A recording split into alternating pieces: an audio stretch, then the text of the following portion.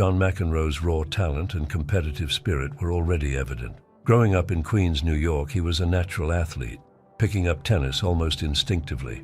His rise was fast. By age 18, he was already making waves at Wimbledon, reaching the semi-finals as a qualifier, an unheard-of feat. But even at that young age, there were hints of the intense personality that would later define him. His fierce determination, unrelenting drive, and refusal to accept defeat set him apart from the start, showing glimpses of the player he would become. McEnroe wasn't afraid to let his anger show, and his temper soon became the stuff of legend. He challenged umpires, questioned line calls, and didn't hold back from openly expressing his frustration. His outbursts were more than just reactions. They were spectacles in themselves, often filled with unforgettable one-liners like, "You cannot be serious." These eruptions gave him a reputation as the sport's bad boy, and while they shocked many, they also brought a new energy to tennis. For McEnroe, his temper was more than a personality quirk. It was a way to channel his emotions into his game, keeping him fired up and focused. Beyond the temper, McEnroe possessed a level of skill that few could match. His game wasn't built on brute force, it was built on finesse, creativity, and control. Known for his sharp reflexes and an almost otherworldly sense of anticipation, he turned every match into a chess game, always thinking one step ahead. McEnroe's unique playing style, especially his pinpoint accuracy and soft touch, made him nearly impossible to predict. It was his understanding of angles, his lightning-fast reactions, and his genius-level strategy that allowed him to make the most difficult shots look effortless, all while keeping his opponents guessing. The rivalries that McEnroe built on the court were intense, particularly with players like Bjorn Borg and Jimmy Connors. Borg was his polar opposite, calm, composed, and emotionless. The two clashed in one of the most famous matches in tennis history, the 1980 Wimbledon final, which McEnroe lost in 5 sets. This rivalry with Borg showcased a battle not just of skills but of personalities, a true clash of ice versus fire. Then there was Jimmy Connors, who shared McEnroe's fiery nature, making their matches explosive affairs. These rivalries brought out the best and sometimes the worst in McEnroe, but they also showed the world just how intense and relentless he could be when competing against the sport's elite. McEnroe's dynamic with fans and the media was complex.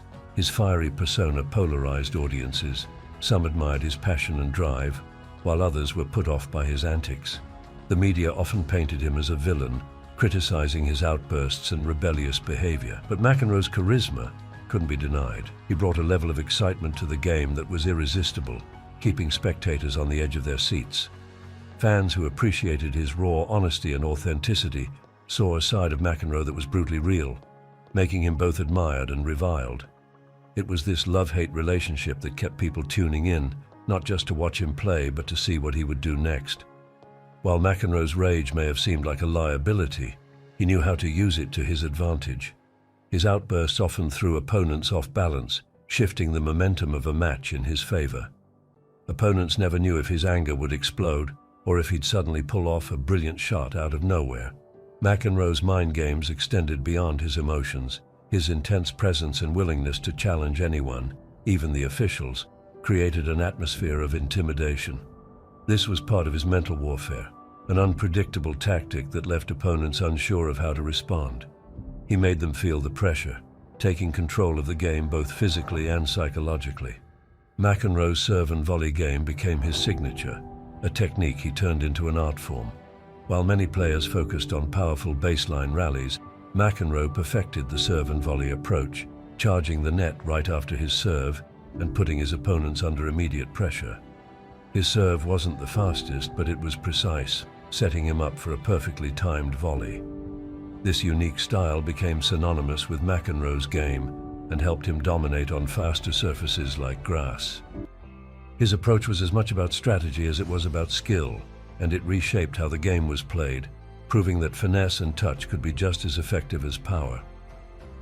McEnroe's intense temperament often landed him in trouble with officials, leading to fines, warnings, and even suspensions. His frequent clashes with umpires led to rule changes in tennis, with stricter enforcement on player conduct.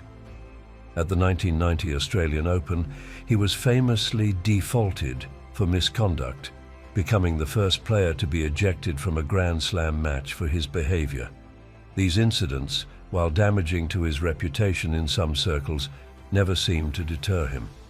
McEnroe embraced his role as a tennis rebel, even if it meant facing the consequences. He played by his own rules, and though it cost him, it also solidified his reputation as one of the sport's most unpredictable stars. After retiring from competitive tennis, McEnroe found a new way to impact the sport as a commentator. Known for his blunt and unfiltered opinions, he brought the same energy to the booth that he once brought to the court. His insights and candid commentary quickly made him one of the most popular voices in tennis. Fans loved his authenticity and the unique perspective he offered, seeing the game through the eyes of someone who had been both a champion and a rule breaker. McEnroe's commentary gave him a second career, allowing him to stay connected to the sport he loved while continuing to entertain audiences with his outspoken style. McEnroe's legacy is more than just his victories. It's about the way he changed tennis. He brought a level of passion and intensity that hadn't been seen before, breaking the image of the gentleman's game. Future players, especially those known for their own intensity, have cited him as an influence, embracing the idea that emotion can be a powerful tool. His serve-and-volley style also left an impact, inspiring players to experiment with finesse and precision. Though his approach wasn't conventional, McEnroe's legacy shows that greatness doesn't have to follow the rules. He paved the way for athletes to express themselves freely, and his influence on tennis endures, both in how the game is played and how it's celebrated. John McEnroe was a true original, a player whose rage and brilliance made him one of the most captivating athletes in sports. He wasn't afraid to be himself, whether that meant challenging umpires or defying expectations. For McEnroe, tennis wasn't just about winning, it was about pushing boundaries, playing with heart, and leaving a mark on the sport. His genius was undeniable, and his passion, even when it erupted, was a testament to his love for the game. McEnroe changed tennis forever, showing the world that sometimes breaking the rules is exactly what it takes to make history.